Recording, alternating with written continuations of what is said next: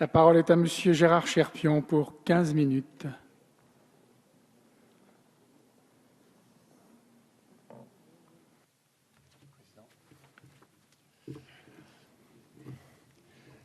Monsieur le Président, Monsieur le Ministre, Madame la rapporteure, Madame la Présidente de la Commission des affaires sociales, mes chers collègues, notre Assemblée est appelée à se prononcer sur ce projet de loi qui vise, dans un premier temps, à autoriser le gouvernement à légiférer par ordonnance afin de supprimer l'élection des conseillers de prud'hommes et la remplacer par une désignation de ces mêmes conseillers.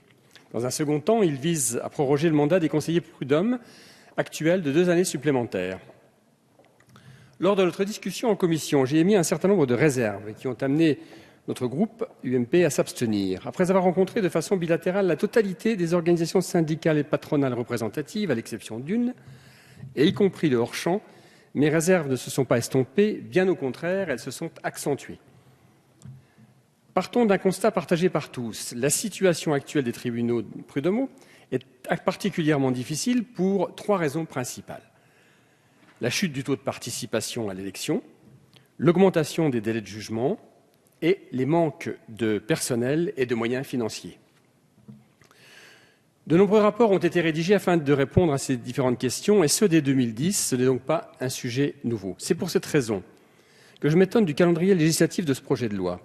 Présenté dans un premier temps dans le projet de loi relatif à la formation professionnelle, 10 juin pour déposer en un projet distinct le 22 janvier sur le bureau de notre Assemblée, retiré le 28 mars, redéposé au Sénat le même jour, rectifié le 16 juillet en Conseil des ministres, voté par le Sénat et maintenant en discussion à l'Assemblée nationale, et cela en procédure accélérée pour légiférer par ordonnance. Au vu de ce calendrier, Monsieur le ministre, où est l'urgence ? Et cette urgence est-elle de la responsabilité du Parlement ou des hésitations du gouvernement ? Je pencherai pour la seconde réponse, et il est donc inacceptable que nous soyons amenés à nous exprimer dans la plus grande urgence sur un texte qui concerne la vie professionnelle de 19 millions d'actifs de notre pays. Par ailleurs, ce texte donne un chèque en blanc au gouvernement sans que ce dernier n'ait pu nous apporter des réponses à nos nombreuses questions. Comment peut-il nous en donner puisqu'il a prévu de consulter les partenaires sociaux durant le premier semestre 2015 pour une publication de l'ordonnance au 2e semestre. Le Parlement, lui, ne sera pas consulté. Il est considéré comme simple chambre d'enregistrement de la volonté gouvernementale. Nous savons comment cela va se passer. Une fois l'ordonnance prise, le Parlement devra s'exprimer à nouveau en urgence pour la valider. Il est temps que le gouvernement change sa méthode de travail avec la représentation nationale. Enfin, nous ne nous opposons pas par principe à la prise d'ordonnance. Il y a des sujets qui doivent en effet être traités de façon rapide et les ordonnances autorisées par notre Constitution répondent à ce besoin. Pourtant, je ne peux me résigner à voter un tel projet au vu des calendriers évoqués précédemment. Le gouvernement a découvert les bienfaits pour lui, des ordonnances, puisque selon l'avant-projet de loi pour la croissance et l'activité, encore théoriquement inconnu, il demandera au Parlement de l'autoriser à prendre des ordonnances sur l'inspection du travail, qui pourtant avait déjà été présentée devant le Parlement, et un autre sur la médecine du travail.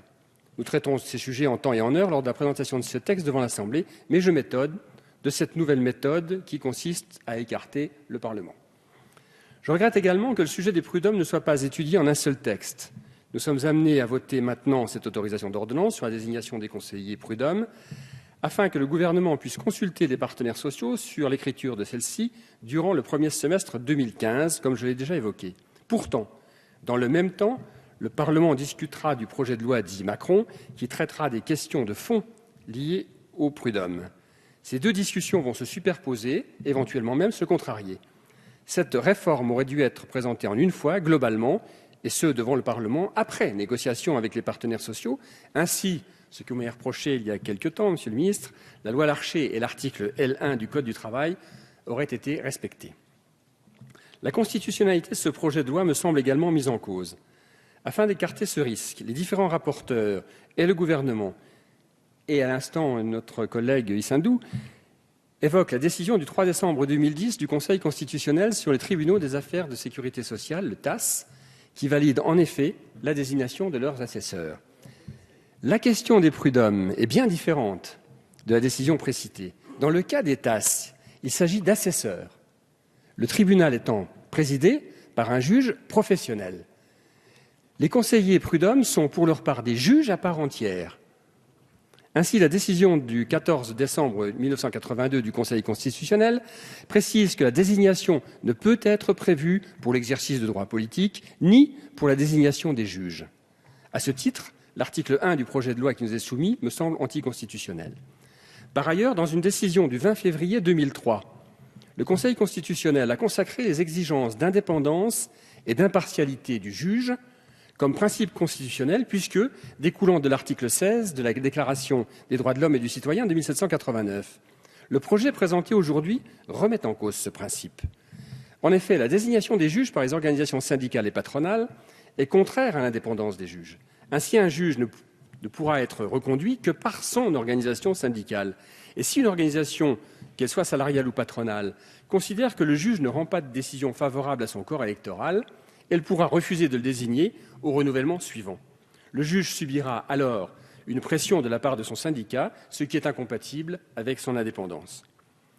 Il me semble que ce ne soient pas les seuls problèmes de constitutionnalité. Avec ce projet de loi, seules les organisations syndicales pourront présenter des listes pour la désignation des juges prud'homaux, créant ainsi un monopole de fait de la présentation syndicale. Dans votre réponse au Sénat, Monsieur le ministre, vous avez laissé entendre qu'une organisation syndicale pourrait nommer une personne extérieure, ce qui est tout à fait exact. Par vos propos, vous démontrez l'existence du monopole de présentation syndicale, alors que toutes les organisations professionnelles auditionnées ont exclu cette possibilité de désignation extérieure. Cette situation est donc contraire à l'article 6 de la Déclaration des droits de l'homme et du citoyen et à son principe d'égal accès aux charges publiques. Le Conseil constitutionnel aura certainement à se prononcer sur ces points. Oui, Monsieur le ministre, je doute du fondement constitutionnel de votre texte, mais je doute également de son fondement politique. Afin de justifier la suppression des élections prud'homales, le gouvernement invoque son coût, aux alentours de 90 millions d'euros, et la forte abstention des électeurs, 74% en 2008, sont des faits incontestables. Monsieur le ministre, le taux de participation à certains scrutins politiques étant en baisse d'élection en élection, et notre collègue Alain Touré vient de nous en donner un bel exemple, procédera-t-on un jour à des renouvellements par désignation ? L'abstention est une réelle problématique que nous ne devons pas sous-estimer. Nous devons y trouver une réponse dans laquelle les organisations syndicales et patronales doivent prendre toute leur part et assumer leurs responsabilités.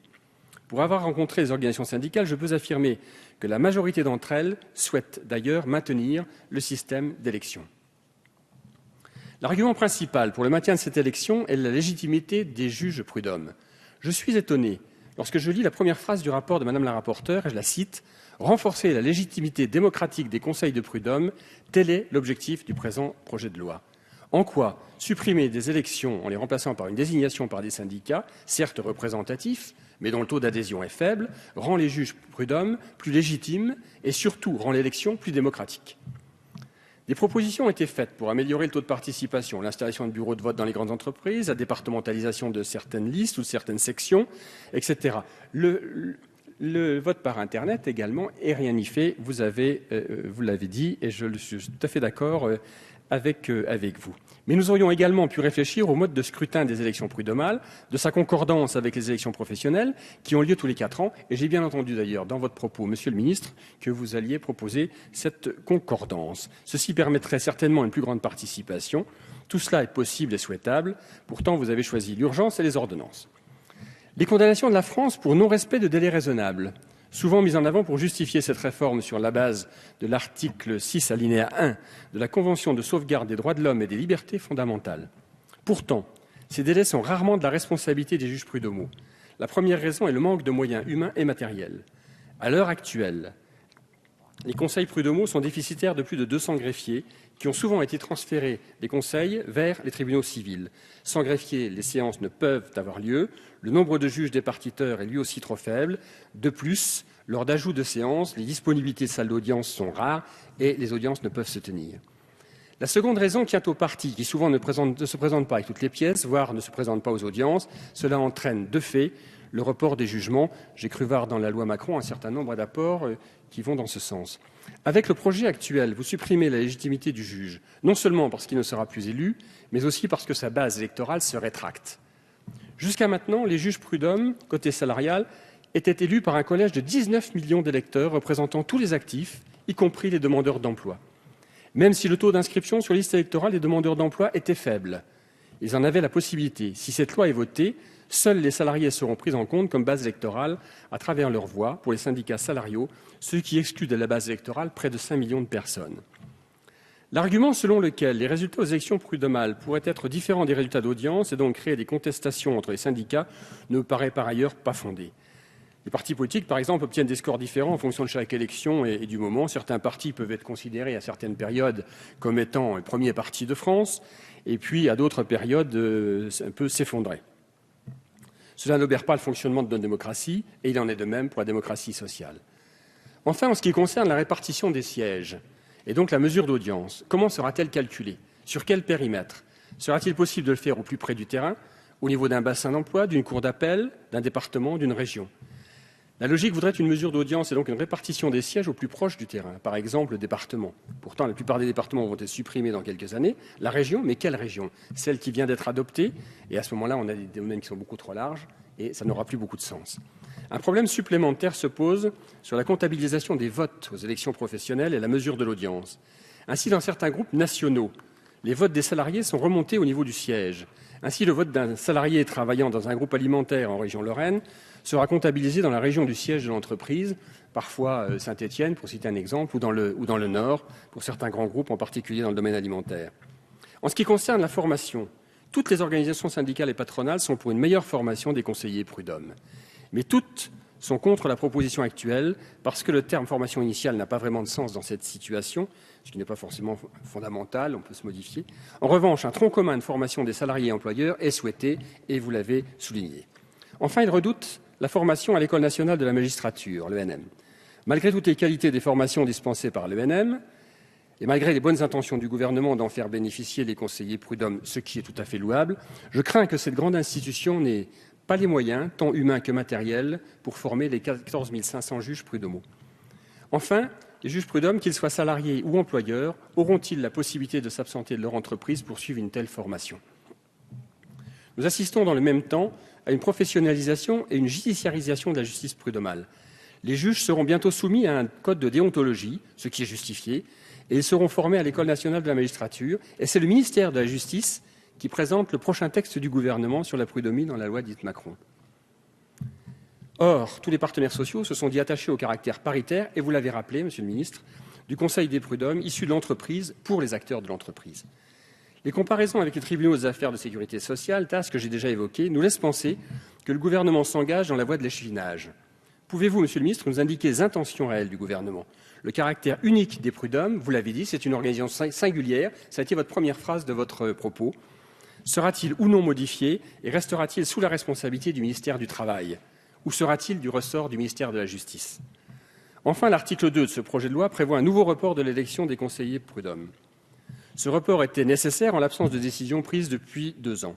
Toutefois, il n'est pas sans conséquence. Il existe actuellement des sections prud'hommes qui ne peuvent plus siéger en raison de l'épuisement des listes.